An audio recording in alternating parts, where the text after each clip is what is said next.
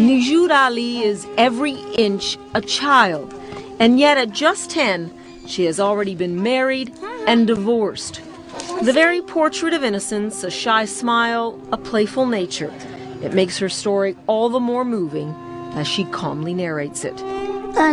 When I got married, I was afraid. I didn't want to leave home. I wanted to stay with my brothers and sisters and my mom and dad.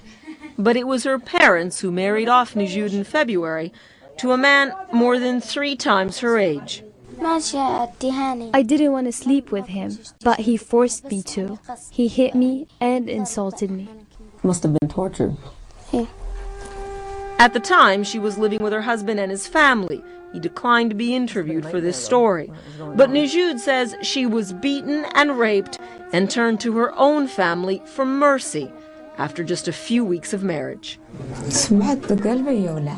When I heard, my heart burned for her. He wasn't supposed to sleep with her. He was a criminal. He did hateful things to her, and he didn't keep his promise. He did not keep his promise to me that he wouldn't go near her until she was 20. Her parents told her they couldn't protect her. She belonged to her husband now. Nijud's parents, like so many others here in Yemen, followed tribal customs. The international aid group Oxfam says more than half of all young Yemeni girls are married before the age of 18, many to older men. It means the girls are no longer a financial or moral burden to their parents. In traditional communities like this, it is often a question of honor. They always fear that the girl will do something to dishonor the family. She will run away with the guy. She will have a relation with the boy. So this is always the phobia that the families have. Suha Bashran of Oxfam calls this a national crisis in one of the world's poorest countries. She works with young girls to protect them from early marriage, abuse, and one of the highest maternal mortality rates in the world. The Yemeni government is holding legal and religious workshops to try and deal with the issue of early marriage. Many brides who are often just children themselves have babies too early and too often. But here in Yemen, marrying off a young daughter is still generally seen as the right thing to do, a way of ensuring her future, just as Nijud's parents feel they did. A lot of people in the public don't think that this is wrong or what happened to her is abuse. The truth is, here in Yemen, there is nothing rare or extraordinary about Nijud's story.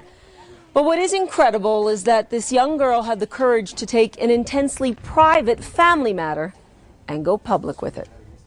With her parents' permission, Nijud continues to tell her story about how, on a visit to her parents' home, she escaped, got herself across town to the central courthouse, sat on a bench, and demanded to speak to a judge. And he asked me, "What do you want?" And I said, "I want a divorce." And he said, "You're married?" And I said, "Yes." What unfolded in those few days in April gripped the country. Her father and husband were jailed until the divorce hearing to make sure they'd show up in court. Nijud was put in the care of a very determined human rights lawyer who resolved her abuse would stop. She doesn't have anything. She doesn't have right to study, to live like children, to play, to go to the school. This is very different. And I ask her, "Don't be afraid. I will help you." Nijud got her divorce, but based on the principles of Sharia law, her husband was compensated, not prosecuted. There were no charges against him. Nijud was ordered to pay him more than $200. For this determined spirit, it was sweet victory. I did this so that people would listen and think about not marrying their daughters off as young as I was. But the fact is, human rights advocates say it will take more than a generation if any of this is to change in Yemen. So these girls, they live in a misery that no one is talking about it.